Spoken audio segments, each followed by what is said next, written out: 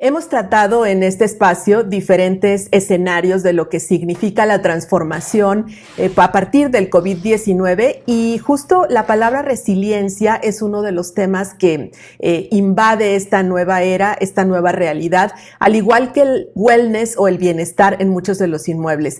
Y por eso me da mucho gusto en este espacio conversar con Ulises Treviño de Bioconstrucción, porque él es una de las personas que ha incursionado justo en este tema mucho antes de que el COVID nos llevara a las casas a trabajar y mucho antes de que los edificios no solo fueran inteligentes, sino que ahora tienen que estar enmarcados en el bienestar.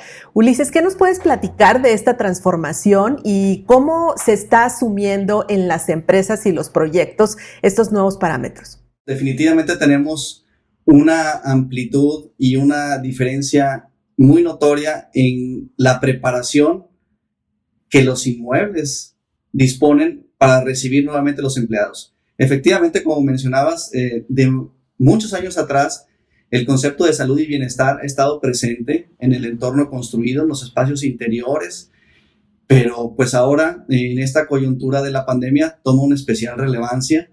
Nos estamos dando cuenta efectivamente que muchos de nuestros edificios no estaban preparados para favorecer condiciones de confort adecuadas, y menos aún ante el ataque de un virus, ¿no? Entonces, ¿qué es lo que está sucediendo? Encontramos iniciativas de reconversión en la infraestructura, en los equipamientos, sobre todo de ventilación, equipos de aire acondicionado, manejo de renovación de aire se está volviendo fundamental, pero también encontramos que mucho recae en el compromiso y los protocolos individuales. Finalmente tú puedes tener el mejor diseño de sistema y la mejor operación y las mejores prácticas de mantenimiento, pero nuestra participación individual es fundamental, y al respecto han surgido una cantidad importante de iniciativas, de procesos inclusive verificables de tercera parte, que nos ayudan a tener estándares, normas y protocolos que nos den la mayor tranquilidad posible para preparar nuestros inmuebles al regreso del personal o inclusive en nuestras propias viviendas, ¿verdad? ¿Qué es la parte que consideras, además de esta acción individual y nueva cultura corporativa? Es decir, recordemos un poco cómo ha sido el proceso de automatización de los inmuebles y los procesos distintos de certificación a partir de los institutos.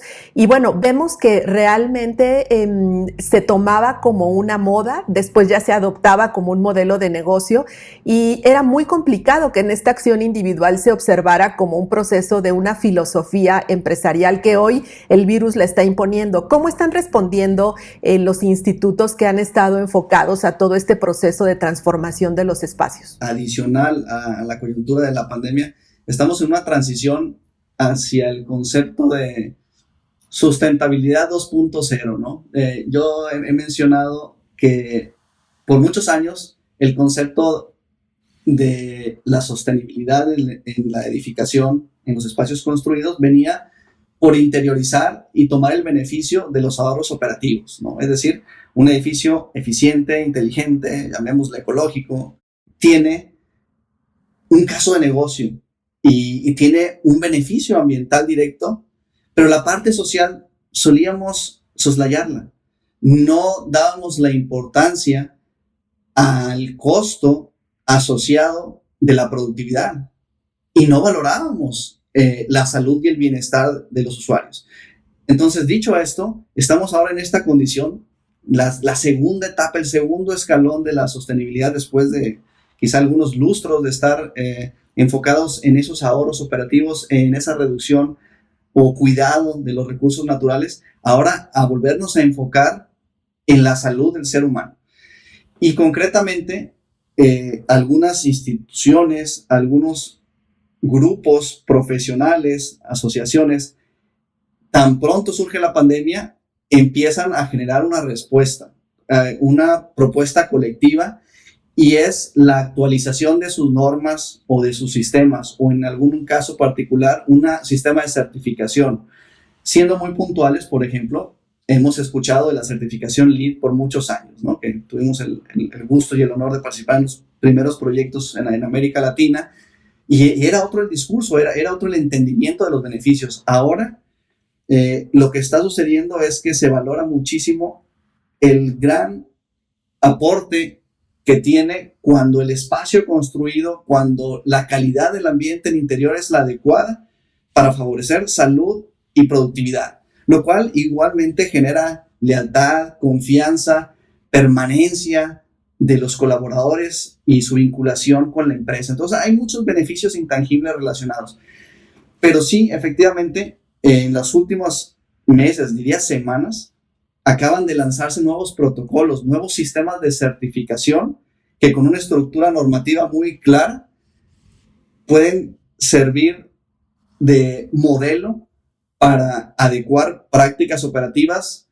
para modelar procesos o hábitos operativos dentro de las empresas, verificados por una tercera parte, y esto sea un sello de garantía que dé una tranquilidad mayor a los usuarios y a los propietarios de los edificios de que ha sido preparado correctamente ante estas condiciones nuevas de la pandemia. Mencionas un tema muy importante que es la confianza, y la propia confianza es incluso la que está creando este proceso de reto para industrias, por ejemplo, como el turismo, permitir que la gente se quiera subir a los aviones, que quiera llegar a los diferentes lugares de hospitalidad. Y bueno, ahora lo que estamos observando es que también eso tendrá que suceder en los espacios de oficinas, más aún que hemos visto una tendencia hacia el desarrollo vertical y hacia los usos mixtos. Entonces, ¿qué institutos en particular están participando activamente de esta transformación, y en qué áreas específicas ves tú mayor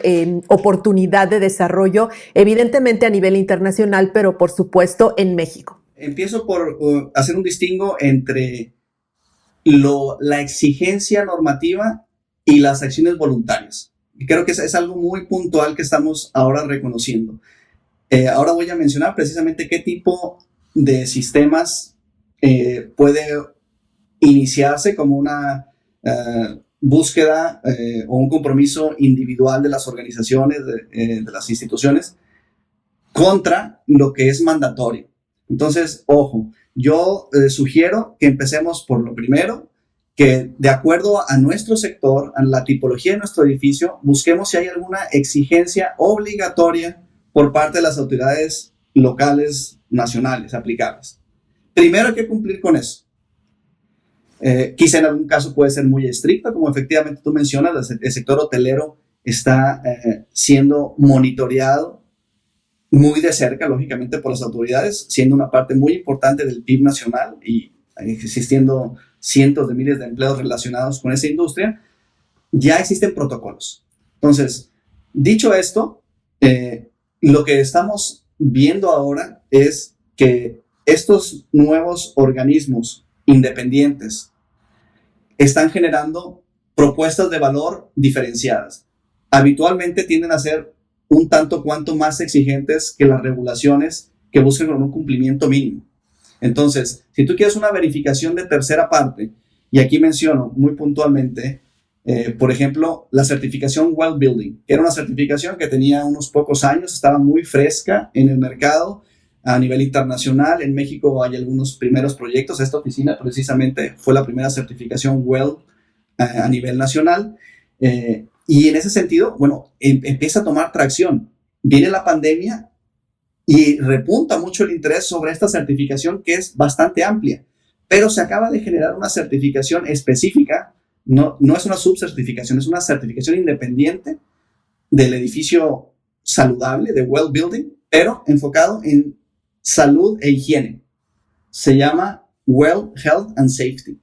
Y creo que este es uno de los mejores esfuerzos a nivel internacional que se ha logrado para tener un protocolo, un esquema de verificación de tercera parte que te da esa tranquilidad, que te da esa certidumbre de que el edificio y sus usuarios están siendo considerados como un elemento esencial, están siendo protegidos por los procesos operativos, por el equipamiento del edificio, a la mejor manera. Por otro lado, otra iniciativa muy importante viene del US Green Building Council. Ustedes han escuchado de la certificación LEED, por ejemplo. Esa certificación LEED ahora acaba de compartir unos nuevos créditos que se le llaman técnicamente créditos piloto, relacionados también con la salud, higiene y el bienestar, relacionados a la pandemia. Entonces, los proyectos que están certificados LEED o no pueden acceder a estos créditos como una buena práctica, independientemente que busquen la acreditación o no. Entonces, este tipo de herramientas están tomando ahorita muchísimo interés, son, digamos, de una aplicación muy práctica y en respuesta a tu pregunta, la parte final es los sectores. Hombre, ahora estamos viendo un interés transversal, definitivamente. Siendo que los espacios de oficinas han sido muy golpeados, lo están viendo como una forma de apuntalar una propuesta de valor diferenciada en su oferta para un retorno. Por otro lado, sectores de transformación, cualquier proyecto patrimonial que sigue operando con una afluencia importante física de sus colaboradores, les ha parecido de alto interés, y ni se diga en el sector vivienda, igualmente, que tiene, digamos, su metodología. Entonces, creo que en este momento el interés se percibe horizontal, transversal, prácticamente para todas las tipologías de edificación. Y estamos encontrando ahora tanto el cumplimiento de la exigencia completa con una verificación, o se están tomando buenas prácticas que de una manera selectiva cada quien pone en marcha dentro de su espacio, ¿no? La gran duda siempre entre los inversionistas es el costo, ¿no? Es decir, la forma en que esto va a ser rentable, porque además nos enfrentamos a otro proceso que también es una pandemia, y es la pandemia económica. Es decir, el mundo, e igual México, ha vivido un proceso de no poder operar durante varias semanas y meses, y no lo podrán hacer de una manera, digamos, activa a como estábamos antes del COVID. Y esto es un camino sin regreso. Me refiero a que ya no hay de otra, y que hoy la propia pandemia nos está exigiendo incorporar este tipo de acciones. En el poco tiempo, realmente no podemos hablar lógicamente de un gran universo de acciones o experiencias en ese tema. Apenas algunos proyectos están iniciando sus ejercicios, y lo que sí estamos reconociendo y advirtiendo es que mucho depende, como lo mencionábamos, de la disposición y la voluntad de los propietarios, de los operadores y de los usuarios. O sea, no estamos acusando que sea verdaderamente un problema económico, una barrera, y les puedo dar el orden de magnitud. Estamos hablando de poco más de $4,000 si tú quieres una verificación de tercera parte. Si no lo deseas y únicamente quieres tomar esas buenas prácticas y tú mismo auditarlas o tener por tus propios recursos, digamos, un esquema de autoverificación, es válido. Ya depende del inversionista, del usuario, que pueda o desee tener alguna acreditación independiente. Pero en realidad es más de una disposición de orden, de estructura, y que se tenga dispuesto una coordinación desde dirección general hasta el área de procuración, que tengan estas políticas y estos procesos claros. Responsabilidad, lógicamente, del equipo de Facilities Management, de la operación, igualmente, pero no es algo costoso en realidad, y es algo de rápida reacción. Estamos hablando de un proceso de implementación que no pasa de 2 semanas. Repito, una inversión de unos pocos miles de dólares, dependiendo de la escala, puede ser menor. Entonces, creo que es más una disposición interna del inversionista y la colaboración de los usuarios, de los edificios, de los espacios, para que esto funcione de una manera muy eficiente. Sabemos que muchos proyectos que están en proceso de diseño y que todavía no se ponen ladrillos, que todavía no se construye, de muchas maneras tienen esta gran oportunidad de incorporar desde cero estos parámetros, ya sea por iniciativa corporativa o por iniciativa de querer incorporar algún tipo de certificaciones como las que hemos mencionado aquí. Sin embargo, ¿qué pasa con todo lo que ya existe, con todo lo que ya opera? ¿De qué tamaño es el reto de justo favorecer el que se hagan algunas implementaciones? Y pienso solamente en el hecho de la calidad del aire, de la ventilación, que muchos edificios son cerrados, ¿no? Y tal vez no tengan la infraestructura de aires acondicionados o la distribución. Entonces, ¿de qué manera visualizas tú este proceso para lo que ya está construido? Si bien las edificaciones nuevas ya van a disponer de estándares actualizados que apenas están en proceso precisamente de adaptarse a estas exigencias de una pandemia, los espacios ya construidos, lo que se va a realizar como medidas precautorias y acciones más efectivas es favorecer la ventilación natural o modificar los equipos de ventilación artificial, de climatización, para que tengan mayor inyección de aire del exterior y puedan precisamente renovar continuamente el espacio interior. Definitivamente tenemos, como tú bien mencionas, unos conceptos, unos modelos constructivos y arquitectónicos y operativos de un edificio hermético prácticamente, que confía mucho en sus sistemas de confort artificial. Y desafortunadamente, digamos, como gran reto, las evidencias médicas nos sugieren que la mejor práctica es renovar el aire lo mayor posible. Sabemos lógicamente que esto tiene implicaciones económicas, funcionales, porque queremos aprovechar, digamos, el enfriamiento o la calefacción de un espacio cerrado desde el punto de vista de eficiencia energética, desde el punto de vista de optimización de recursos. Pero el objetivo médico es tener aire limpio y fresco lo más posible del exterior. Entonces, el recuperar en los espacios posibles la operación de nuestras ventanas, nuestras puertas, modificar los equipos de HVAC para que tengan mayor capacidad de inyección de aire del exterior y expulsión del aire ya ventilado. Eso va a ser una de las principales modificaciones que vamos a ver en muchos de los edificios para favorecer mejores condiciones de calidad del aire en interiores.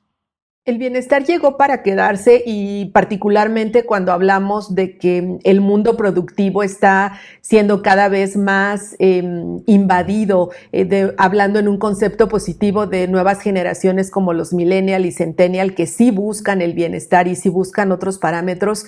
¿Esto llegó para quedarse? Estas nuevas generaciones están generando un nuevo perfil de consumidor muy interesado en la salud del bienestar, muy críticos y selectivos de qué producto o servicio van a preferir en medida que observen ese compromiso social o ambiental o de salud y bienestar que puedan recibir a cambio de su inversión, de su atención. Pero también estamos viendo que efectivamente generaciones previas, tomadoras de decisiones, están tomando una rápida y mayor sensibilidad al respecto. Y sabemos que es un diferenciador de mercado que va a estar privilegiado precisamente como un elemento que va a posicionar la marca, la reputación de ese proyecto no solamente en una etapa inicial, sino que, como lo estamos viendo ahorita, sirve de alguna manera como una vacuna contra la obsolescencia futura. Es decir, ya estamos observando que tenemos nuevos retos en la forma de que habremos de diseñar, construir y operar el entorno construido, pero teniendo ya los elementos de wellness incorporados en el concepto, diseño y operaciones de nuestros edificios, van a ser un producto más apetecible y desde el punto de vista financiero más rentable. Los grandes beneficios que vienen de la salud y el bienestar se multiplican en el ciclo de vida operativo. Entonces, cuando vamos más allá de los primeros 4 o 5 años en que estamos recogiendo los principales beneficios de esa inversión en sostenibilidad o en wellness, se multiplican año tras año por las décadas en que ese proyecto va a estar operando. Y eso sin mencionar todo el beneficio y la derrama desde el punto de vista ambiental que va hacia este nuevo discurso de edificaciones cero energía, edificaciones cero carbón, cero desperdicios. Es algo que ahorita nos suena un tanto utópico, pero ya se está volviendo inclusive exigencia normativa en otros países de Europa y de Asia. Entonces, vamos para allá. El tema de wellness está aquí para quedarse y para estar siendo mucho mejor apreciado y valorado por todas las partes involucradas en el sector y la industria de la edificación. Sí, incluso allá en Monterrey tienen el primer centro de bienestar en el proyecto Arboleda, ¿no? Que justo busca crear o sumar todos estos elementos. Para finalizar, ¿cómo defines el inmueble a partir de ahora en 3 palabras? Sustentable, eficiente y responsable con el entorno.